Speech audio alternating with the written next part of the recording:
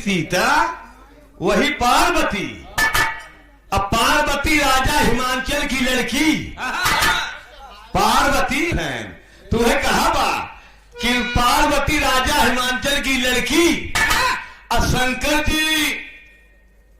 तपस्या कर रहे थे।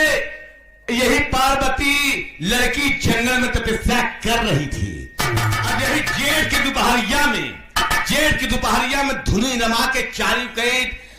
तपस्या कर रहे नारद भगवान पहुंचे विजय भैया। नारद भगवान पहुंचे तो वही जब लड़की की आंख खुली, कहा आप किस, तो जब नारद जी पहुंचे कहा आप किस लिए तपस्या कर रही हैं? कहा जैसे मैं तपस्या कर रही हूं जेठ के दोपहरिया में, ऐसे अगर कोई ऐसे तपस्या करता होगा उसी से अपना विवाह कराऊंगी। नारद भगवान वहां से चल दिए। नारद भगवान वहां से चल दिए, गए जहां पर शंकर जी धुनी रमा के पूजा कर रहे थे। जहां पे बाप बैठा है पेटवा की हिम्मत कैसी वही कहीं रहा। Keep silent. हाँ उधर रहिए, यह बाप बेटे का सवाल है। जहां पर शंकर जी तपस्या कर रहे हैं, नारद भगवान गए। जब वहां खड़े हो गए तो शंकर जी के नेत्र खुली तो है शंकर जी कहते हैं नारद कैसे आना हुआ? नारद कैसे आना हुआ? कहा एक प्रभु जैसे आप तपस्या कर रहे हैं वैसे एक 18 वर्ष की लड़की जवान तपस्या कर रही है। कहा नारद तुम नहीं जानते हो राजा हिमांचल की लड़की है हमारे का बाटे है यह राखी लपेटे ही है यह सब भभूति है हमारे पास क्या? कहा नहीं प्रभु जैसे आप लोग क्या कर रहे हैं वैसे 18 वर्ष की लड़की एक तपस्या कर रही है। कहा जब ऐसी बात है तब वही कहना क्या माता साहब आ जाते लाइन पे बाबा की महिमा परंपार लिखते कवि कितने निकला गे शंकर पार्वती का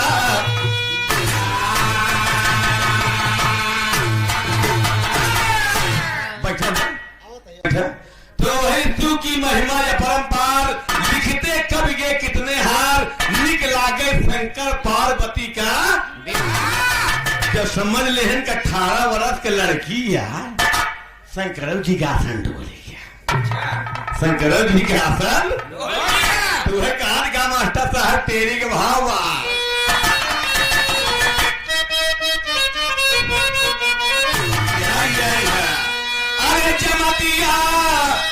अरे जमतिया भारी भोला कह रही शिव जी जल विवाह कर गई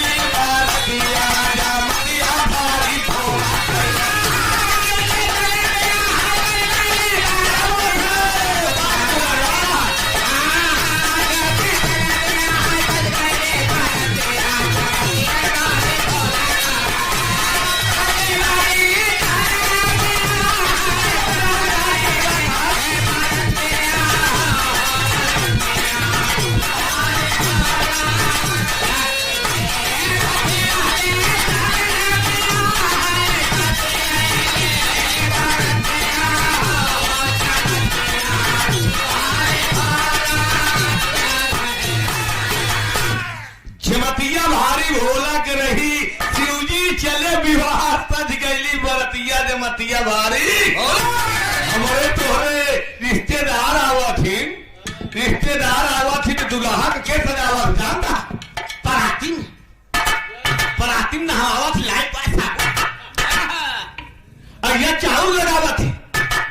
तो रिश्तेदार उनका के हैं कि ऋषि मुनि देवता सब आए। ऋषि मुनि देवता सब आए करने लगे तैयारी ब्रह्माद सुनुआ सब आए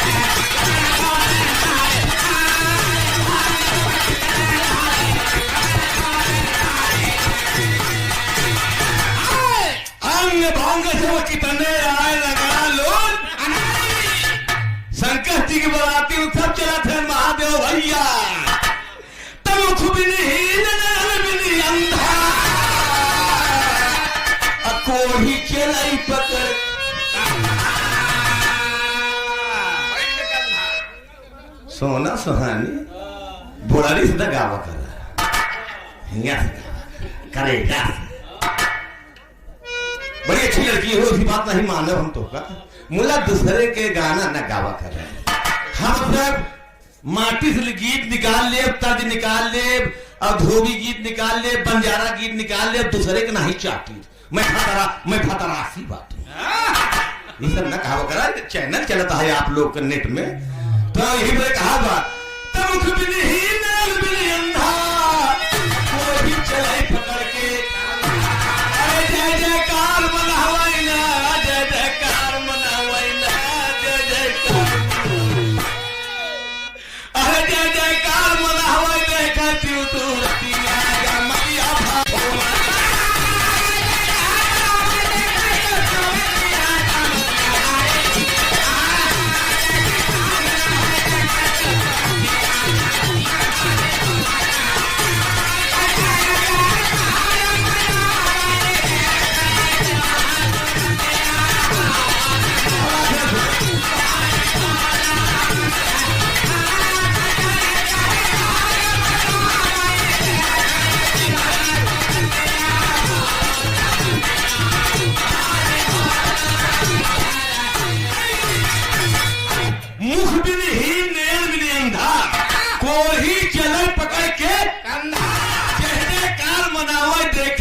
सूरतिया जमतिया भारी।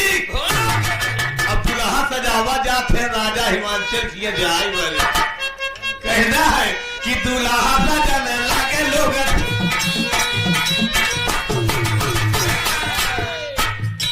दुल्हा सजाने लगे लोग, धंधे खाने लगे,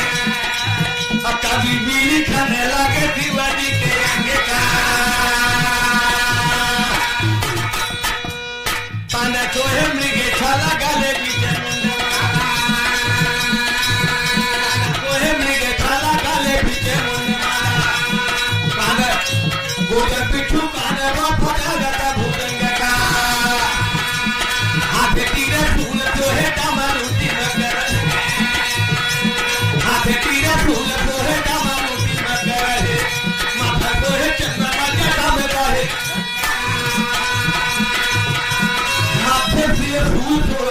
माथे हाथे त्रिशूल सोहे डमरू दिमक रहे, माथे सोहे चंद्रमा जटा में बहे, नंदी बैल की सवारी सूजी जैसे बने, अरे देवता रूप निहारा देखा तू रतिया मतिया भारी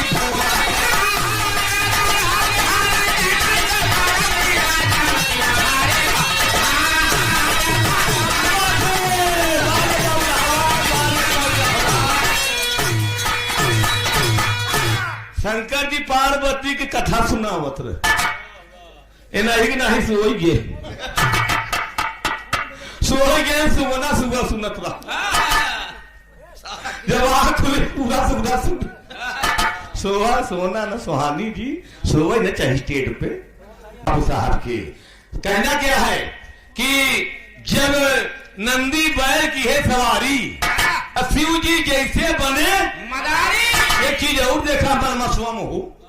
मलमसुआ में जब जारी जल चढ़ा हुआ तो मेहरुआ में हुआ नंदी कनवा में कांधी का पकड़ फूक। अरे हम कहे भैया छोड़ मोहन मोरो नंबर ला गए थे वो पकड़ ले बोल के मूड़ी ऐसे उनके कनवा में फूकत जा। अरे हमके जल्दी छोड़ भैया, हमके सिखावत है कहा तू नंदी कहा था जब तक शंकर जी अंदर रही तब तक हटा बना बैठा यहाँ ऐसे नंदी बैल की सवारी शिव जी जैसे बने मनारी, देवता रूप निहारे देखे तू सूरतिया जमतिया भारी, सारी बारात बजाई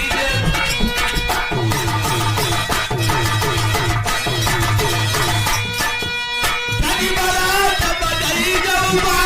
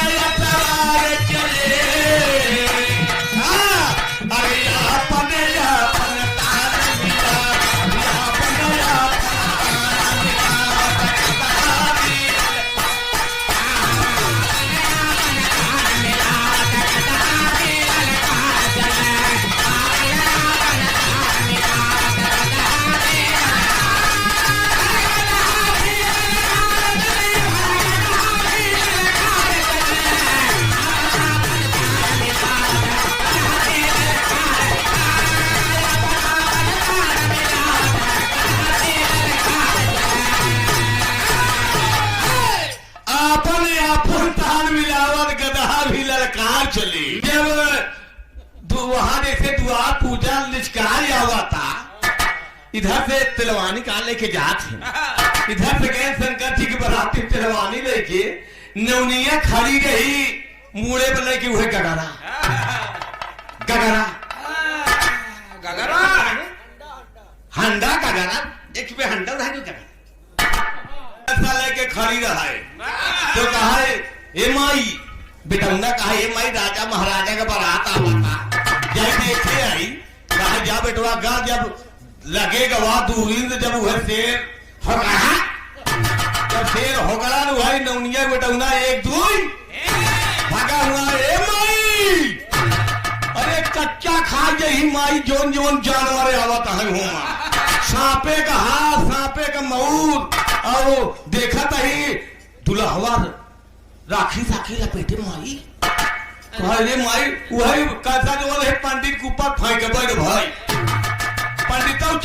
चमका बड़ा जोर ते कई नौनिया कहे ए दीदी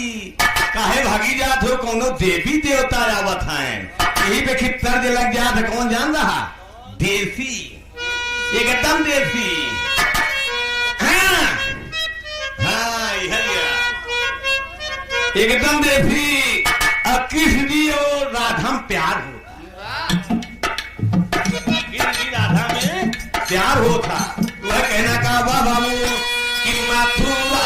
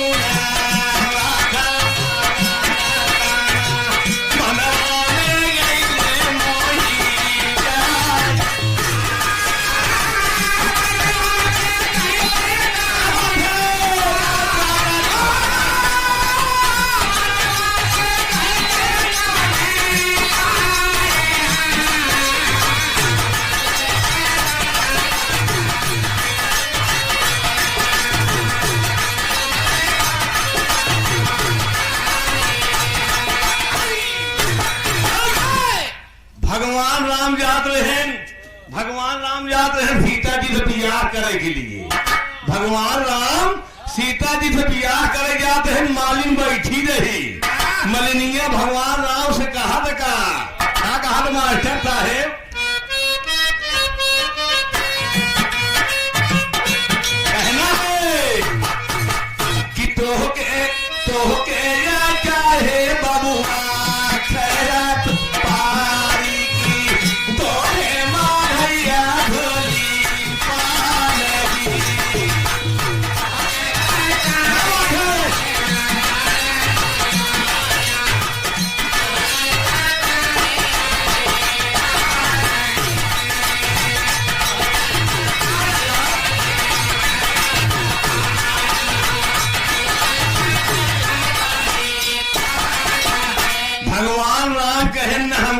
भैया भूरी पान चाहिए न हमका कुछ चाहिए, खाए सुपारी चाहिए। वह भगवान राम मालिक से कहा था, कहा थी, हमके तो चाहे मालिक, हमके तो चाहे मालिक ललिए से दूरावादी, हमके तो चाहे मालिक ललिए से दूरावादी,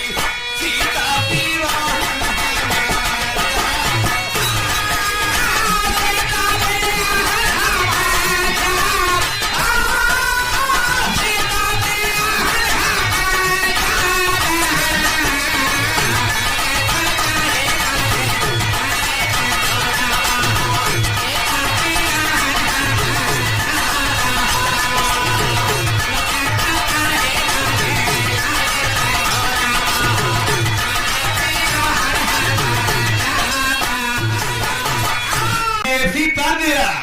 मर्द आ गया। जब भगवान शंकर जी के बारात वहां द्वार पूजा में जाता, द्वार पूजा में जाता, वही जब नवनिया कलसा फेंके रही, ये हमारे भागीरथी 95 साल को हो गया है, 95 साल के हो गया है।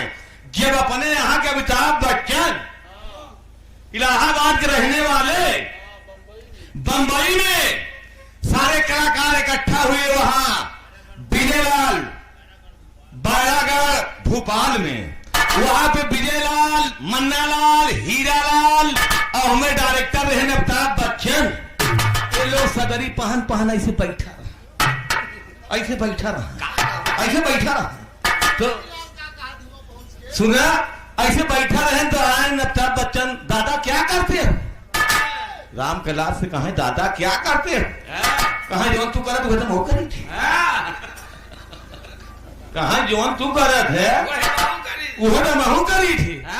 कहा मैं डायरेक्टर है, कहा हम गांव डायरेक्टर है, कहा जो नहीं गानवा तू गाए है, ये हमारे हिया के गानवा जो गाए है वो हिंच लिया है, गाए है 3:30 बजे, 3:30 बजे मुन्नी जरूर मिलना, 3:30 बजे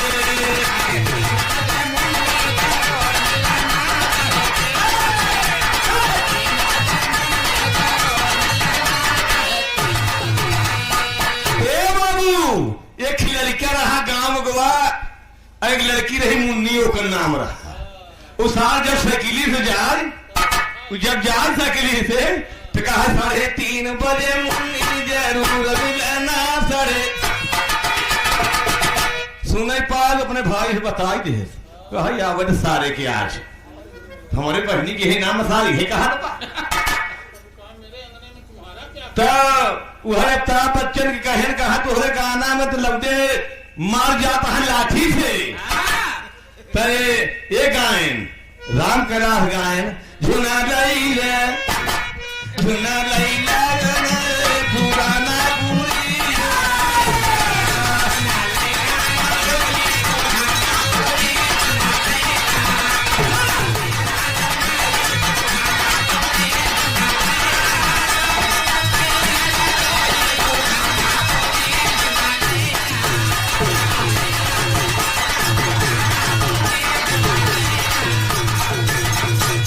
अरावट बाजई देसी गंगा चरण नहीं गावा, नोट कैले है, झुना नहीं अरावट बाजई, करावट बाजई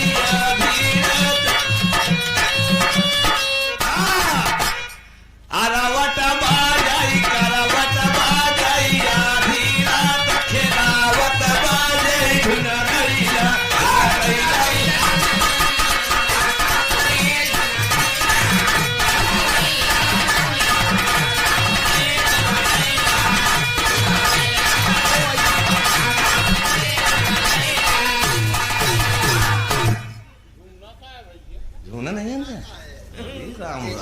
देसी है। आए खियाऊ जा रही जो कहा जी, जब तक होई न फिरवा साथ, सखी गावा थी मंगलवा के साथ, आजू बाबा थोड़ी ही दूल्हा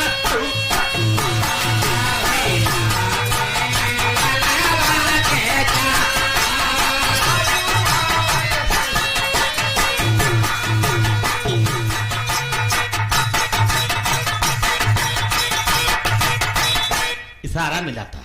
40 मिनट समझ रहे हैं ना कहा थे दरबार जी डाकना है तो गड़बड़ा जाइए तब वही जब शंकर जी की बारात पहुंचे थी आप लोग के तई चटनी नहीं हंसबे ना तो कहबे ढेला मारा था तो भाई जब आवत शंकर जी बारात आवा था तो वही भाव कहना था का भैया कि काहू चाहे भोले बाबा जी आवई हो काहू चाहे भगवान हो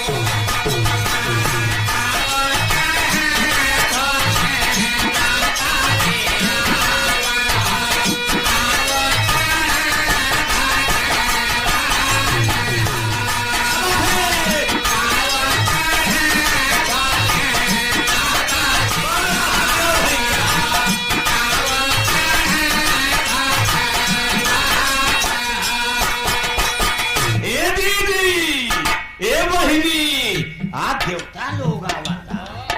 कि बैला चाहे भोले बाबा जी आवई हो बैला चाहे भोले बाबा जी आवई हो गरुड़ा उड़े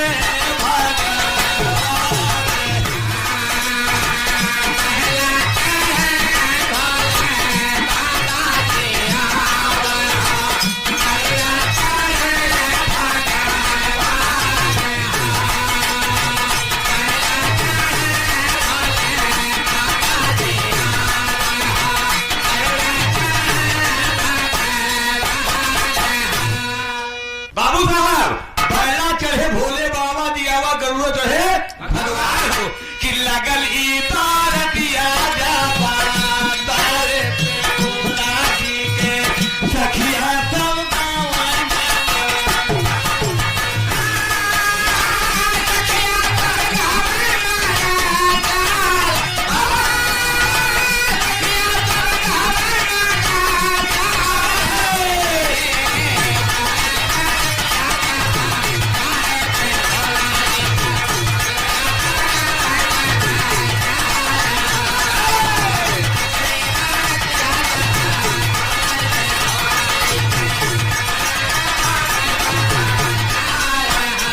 सखिया सब लगली बरतिया जब भोला के सखिया सब गाँव मंगल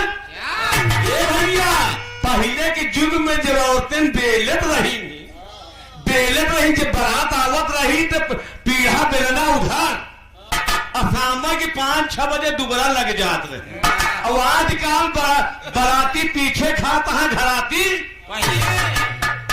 पहले दुल्हा देखे के लिए सब बेलना वल्ला चौका उका थे कि आवत देखत रही अब पर्दा न आवाज आत रहा भैया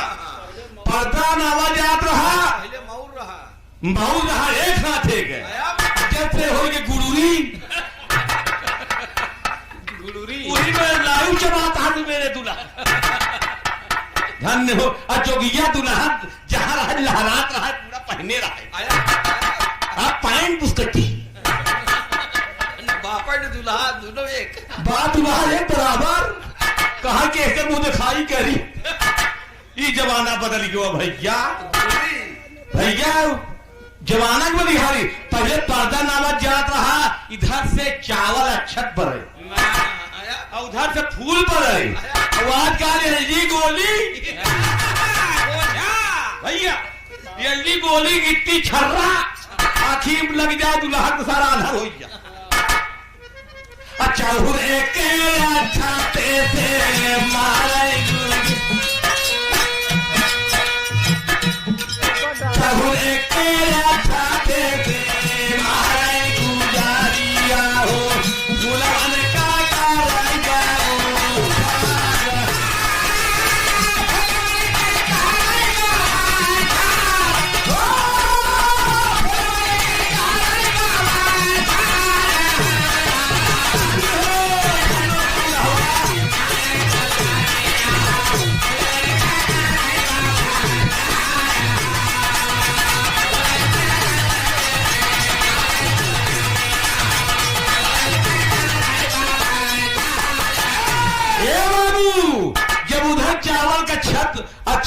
बताई यार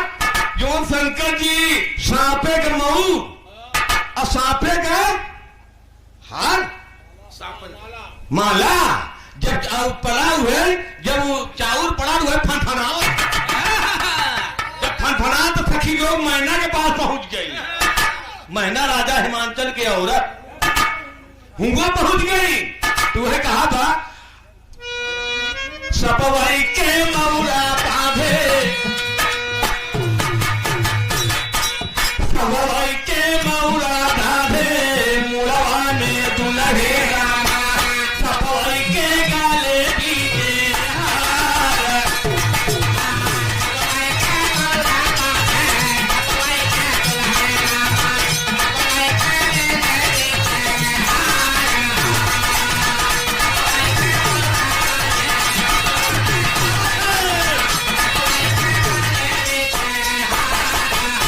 सपवा के मौला बांधे मुड़वा में दुल्हे रामा और सपवा के गले बीचे कि दुल्हन के लायक नहीं। सखी लोग कहा रजवा पगड़ाई के रहा का पगला गया नारद मारस मारे पिटिया गुलरी है फूल है लड़की गुलरी है फूल है लड़की नारदवा मारे जिंदगी बर्बाद कर अगुआ बहुत ही बेकार अगुआ बहुत ही बेकार अगुआ मारे जिंदगी बर्बाद के हम राजवा के समाज में नहीं आए हमारे पिटिया के लेके बोल दिए वह सखी लोग कहा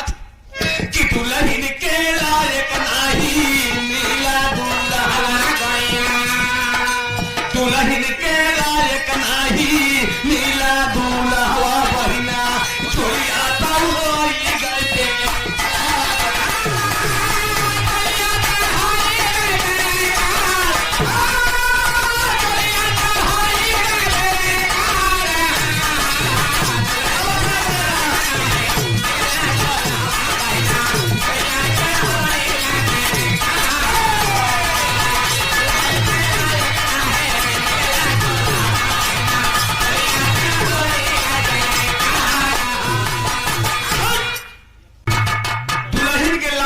मिला न दुल्हा बहनी झुलिया हो गई। तब वही मैना के पास सब सखी लोग जाती हैं और मैना की आंखों से आंसू गिरती है कि बेटी बेटी जितना जंगल में तपस्या करी सब बेकार हो गया सब निरस्त हो गया। तो है मैना रोती है कहना क्या है मास्टर साहेब छोड़ दे आए मैना रोए रोई ना कि मैना रोई रोई करली उड़ना पाना जाना बापे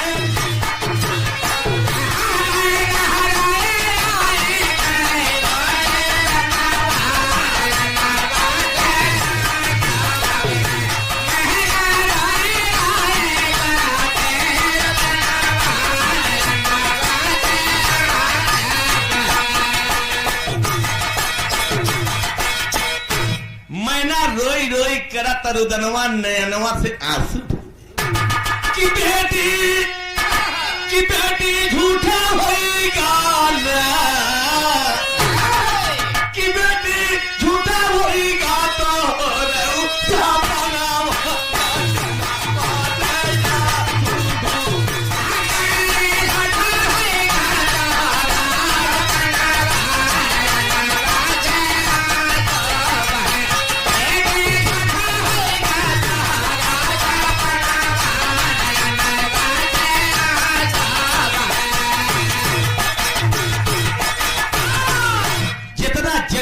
तपस्या करी सब वृथा हो कहा सपन बेकार हो गया कि घोड़ा तप जितना तपस्या करी सब निरस्त हो गया। घोड़ा तप कैलियो जाके बिया बनाओ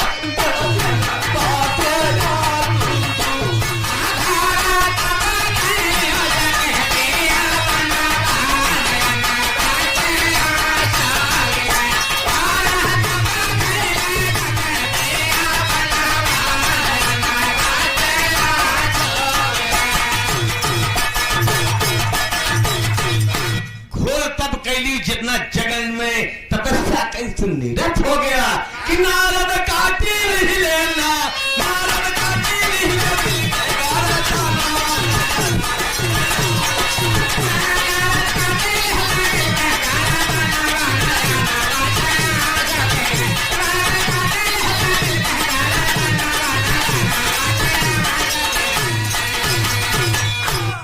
नारद काटी लिहले मिलके गर्दनवा नयनवा से आंसू छुए। वही गिरजा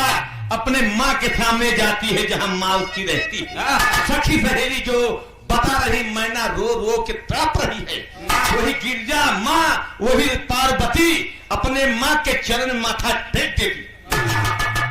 सती हो जाती है। आज जो सती गाया जाता है वो सती हो गई। आजकल के दुल्हा भंवारी घूम ले हैं, दुल्हन भंवारी घूम ली धागा होगा है ना, वह टैची वह झोलवा जोन हो नहीं वह टांगिंग चल दी पैदरा चल दी और सती हो गई। अपने माँ के सामने माथा टेक के कहती है वही गिरजा, तो गिरजा कहाँ सुना है मैया, अरे हमारे पति का गिर करा, अरे हमारे लिखल भाग बाउला हवा कैसा नदिया जा मदिया भारी भोला।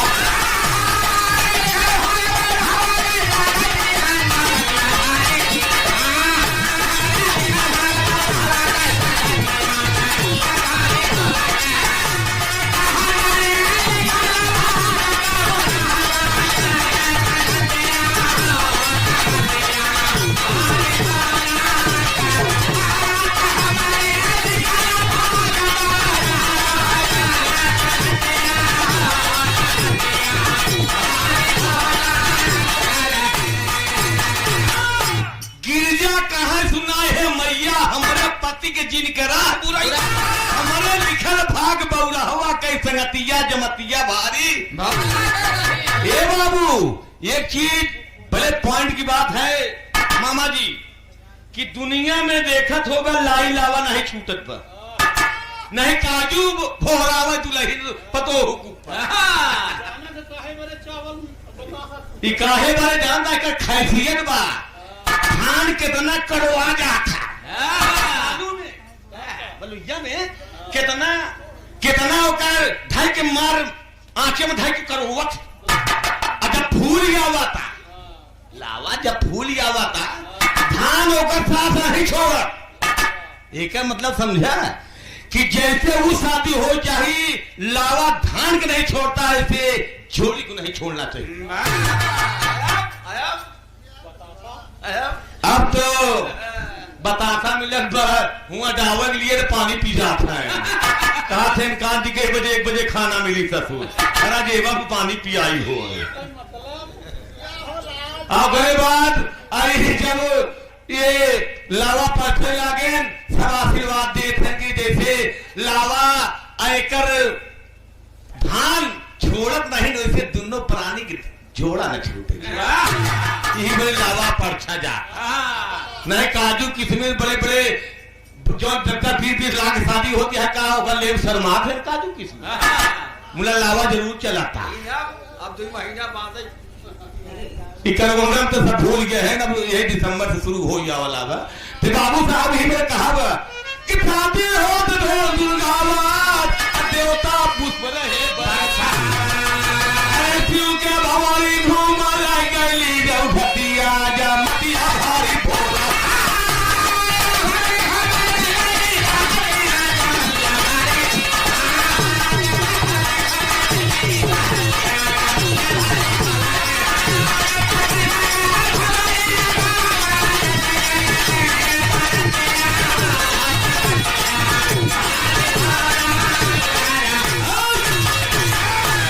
शिव के भवानी घूमन लग गई घटिया जमतिया भारी, गए रेडियो स्टेशन दूरदर्शन परीक्षा दिए तो एक लड़की अधिकारी रही, कहा कि जब विदाई हो लागन सीताराम मामा तो कौन गीत गाई जात है, कौन गीत गाई जात है। हम कहे यार सब लोग हुआ थे तो फसाई फसाई दे ना, ये तो लड़की लड़की बता ही सकती, यहाँ तो बता ही नहीं सकती। तू भाई तनी से इशारा करे, तनी से इशारा करे तो कहा कि नहीं गाल जाता। तू है कहा वो कहना का मास्टर साहेब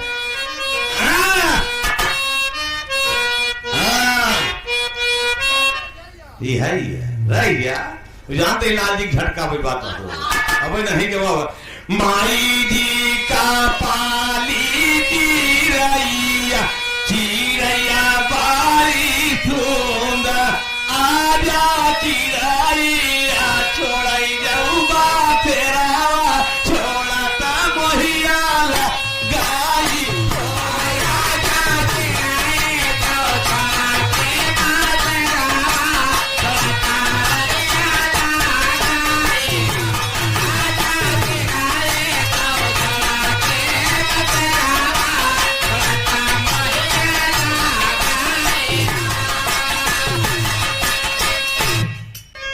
माई कहा था बाबूजी का पानी बाबूजी का पानी चिरैया चिरैया बारी सुंदर आजा चिरैया छोड़ जाऊंगा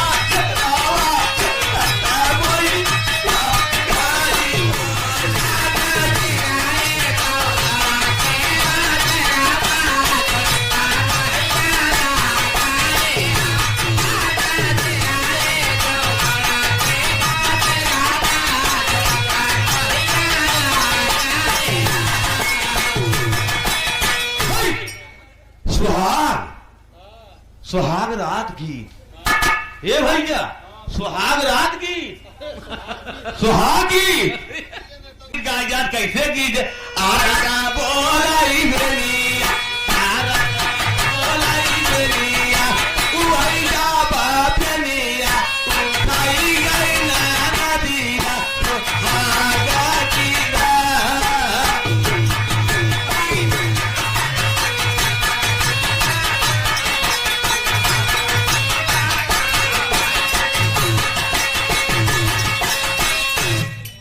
इसे तो थोड़ा से चटनी रहा भैया के टाइम में हो गई बा तो नेक ले वाले सब इकट्ठा हो गए जब नेक ले वाले इकट्ठा हो गए तो कहना का है मास्टर साहेब अरे नेकी नेक मांगा लगा मांगा ना भोले बाबा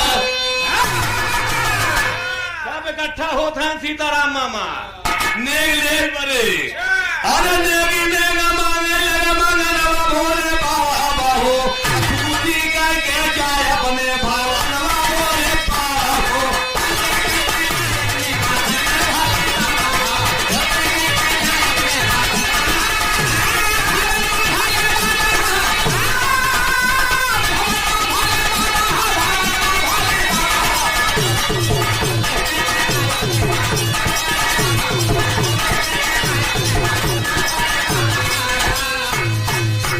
मुहमाना ने खाइन खुशी भयो हाइन आंगने में ठानाउन छागड़ा मा नवनिया कहा हे भोले बाबा तुम कल सवा फेंके रही आई गई कहा हे भोले बाबा ऐसा नेक देता बेटवा पतो पाए में बगल हो गया बगल हो गया अब बुढ़वा बुढ़िया मरत ही ऐसा देता कि हम ले जाए घर में गाँव दे धीरे धीरे खाई तो ऐसा नेक देता तो भोले बाबा कहा तो का चाहिए कहा भोले बाबा तोहरे मर्जी के ऊपर है कहा एक शर्त बा भोले बाबा कहा एक शर्त बा जब नेक दे लगा आखिर मत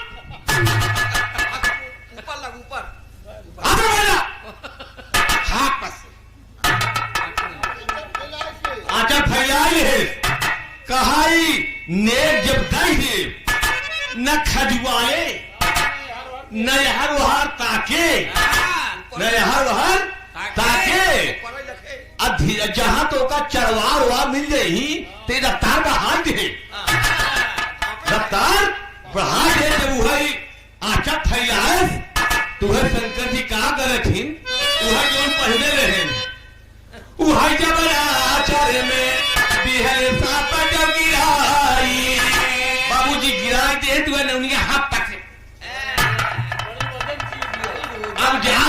कहा तो बुढ़िया बुढ़वा हमारी जिंदगी कट जाए जब आगे बढ़ी, जब और आगे बढ़ी हारी लाग बोले बोली जब संस्कुल भवा जब सतगुरु बाबा पोकरे बोली भी सोहराय ला कहा दी हंसली ते है मजा बोलरिया में गड़ा तक बोलरिया में गड़ा तक हुए हाथ ना है। जब बोलरी के लगे ऐसे गुलगुल दिखान, जब गुलगुल दिखान में अरे ऐसे आटा फैले ऊपर भाई अब देखा नवनिया नंग भिड़न भरी बड़ी जीव तो भोले बाबा के पास आके कहा था मैंने बोला हो हमका कुछ न चाहिए। धन हो शंकर दादा तो कहा था कि ऐसा नेक का दम नहीं जब हम पावा राजा महाराजा घर शादी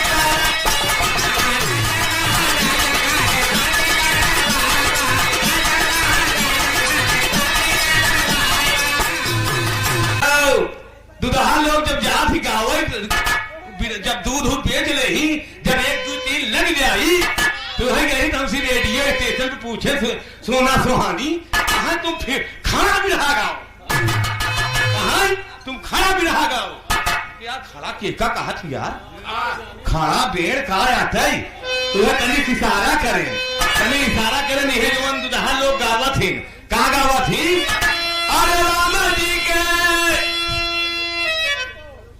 अरे राम के लाइया में दीदी डाला अरे भैया अरे बगल हालू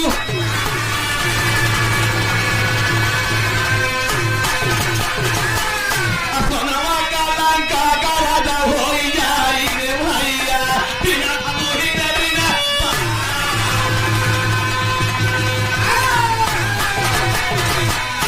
राम जी के बगिया राम जी का बगिया सीता का फुलवारी तो नहीं करतारी भाई पहिली करतारी बाबूआ के कारवा बाती के जरूरी नहीं गई बोली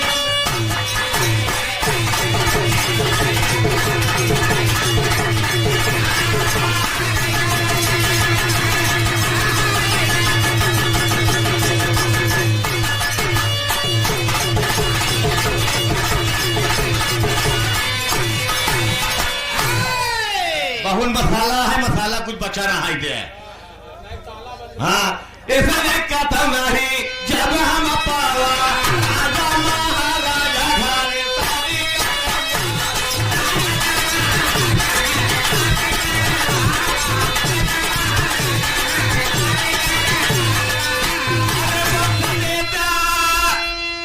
नवनिया कहा भोले बाबा इसने कतम नहीं जब हम पावा राजा महाराजा घरे शादी अब हमें कुछ न चाहिए भोले बाबा हमका न माफ करा